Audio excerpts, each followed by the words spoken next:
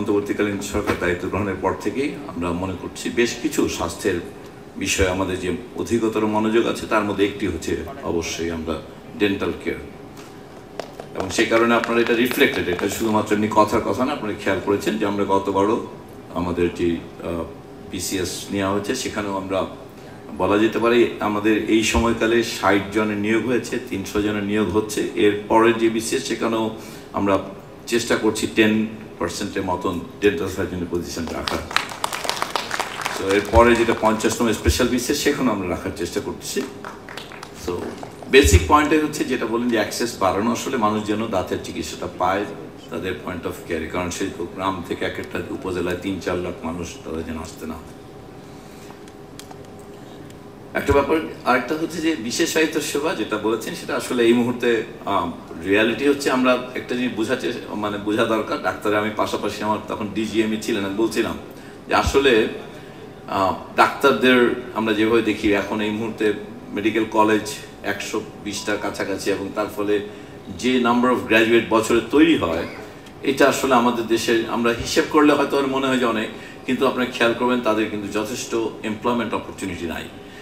যুক্তরাষ্ট্রের 1 নম্বর gym chain গোল্ডস gym এখন আবারও বাংলাদেশে বসুন্ধরা আবাসিক এলাকা ও বসুন্ধরা সিটি শপিং মলে।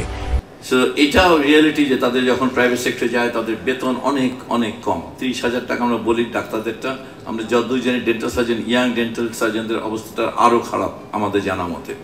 তো সেই ক্ষেত্রে তার মানে আমাদের মার্কেট যা আমাদের এই অর্থনীতি যে পরিমাণ ডাক্তার বা ডেন্টাল সার্জনকে এমপ্লয় করতে পারে, তাদেরকে যে পরিমাণ তাদের প্র্যাকটিস অপরচুনিটি তৈরি করতে পারে, সেটা প্রায় স্যাচুরেশন লেভেলে পৌঁছে গেছে। এটা আমাদের রিয়ালিটিতে আসা দরকার। তার মানে বাকি যে মানুষ আছে তাদেরকে সরকার কিছু যেটা বলছে পর্যায়ক্রমে কিছু ডাক্তার বাড়ানো, কিছু ডেন্টাল সার্জন বাড়ানো, কিন্তু এটা পয়েন্ট অফ স্যাচুরেশনে পৌঁছে গেছে।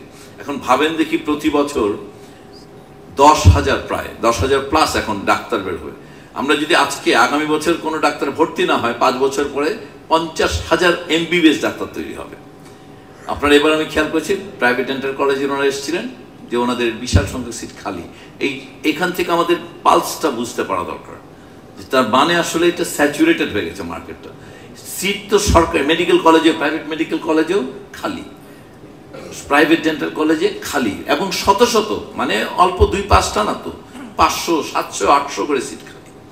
এই পালসটা যদি আমরা না বুঝি এবং এটাকে যদি আমরা রিড্রেস না করি, আমাদের যেই চাহিদা তার তুলনায় যদি এভাবে সরবরাহ অফুরান চলতে থাকে, তাহলে এটা কিন্তু ভবিষ্যৎটা আমাদের নিজেদের পেশার লোকের ভবিষ্যৎ আমরা আসলে খারাপ করে ফেলবো।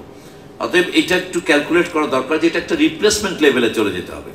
ঠিক যতজন ডেন্টাল সার্জন বা যতজন মেডিকেল গ্র্যাজুয়েট আসলে ওই বছর আমরা ধারণা করবো যে ওনারা কর্মক্ষমতা হারাবেন, ওই পরিমাণে আসলে যুক্ত হলে এটা মার্কেটটা একটা ব্যালেন্স লেভেলে থাকবে। কারণ আমরা এখন দেখতে পাই যে এখানে হয়তো আর অল্প একটু গ্যাপ আছে মার্কেটটা টোটাল দেশে যদি 18 কোটি মানুষের মধ্যে বলি, কারণ আমাদের পার ক্যাপিটা ইনকাম $2,500, এটা খেয়াল করা দরকার। এটা আমাদের কথায় কথায় $30-40,000 দেশের সঙ্গে তুলনা করলে তো আসলে মানুষের তো এই সামর্থ্য নাই এটা ক্রয় করার। অতএব আমাদেরকে আসলে এখনই আস্তে আস্তে বরঞ্চ সরবরাহ লাইনটাকে একটু ছোট করে ফেলতে পারলেই ভালো। এটা দুইটা দিক থেকে ভালো। একটা হচ্ছে আমাদের মান খুবই কম্প্রোমাইজ হয়েছে। আমরা যদি বুকে হাত দিয়ে ভাবি, প্রত্যেকে নিজেরাই বুঝতে পারবো যে চিকিৎসা শিক্ষার মান আন্ডার গ্র্যাজুয়েটে হাইলি কম্প্রোমাইজ, পোস্ট গ্র্যাজুয়েটেও আজকাল কম্প্রোমাইজ হয়ে যাচ্ছে, কারণ অনেক বেশি ট্রেনিরা ট্রেনিং দিচ্ছে। পোস্ট গ্র্যাজুয়েট ব্যাপারটা পুরোপুরি আসলে ট্রেনিং নির্ভর বন্দোবস্ত, এবং সেখানে যেহেতু ট্রেনিংয়ের সংখ্যা অনেক ট্রেনির সংখ্যা বাড়তেছে, ট্রেনিংয়ের মানটা আসলে খারাপ হয়ে যাচ্ছে।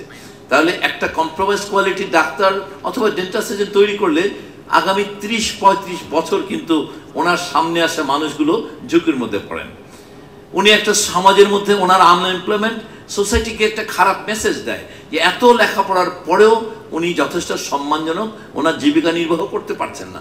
অথবা একজন চিকিৎসক অথবা ডেন্টাল সার্জন যখন আনএমপ্লয়েড থাকেন, ওটা ওনার ব্যক্তির কষ্ট, পরিবারের কষ্ট চাপিয়ে এটা পুরো সমাজে আসলে শিক্ষা দীক্ষার যে মূল্য নেই এরকম একটা ধারণা দিতে আরম্ভ করে। অতএব আমাদের কিন্তু এই ব্যাপারটা মাথায় নিয়ে আসলে এটা আমার মনে হয় এটা একটা যুক্তিসঙ্গত সংখ্যায় আনা খুব জরুরি হয়ে গেছে।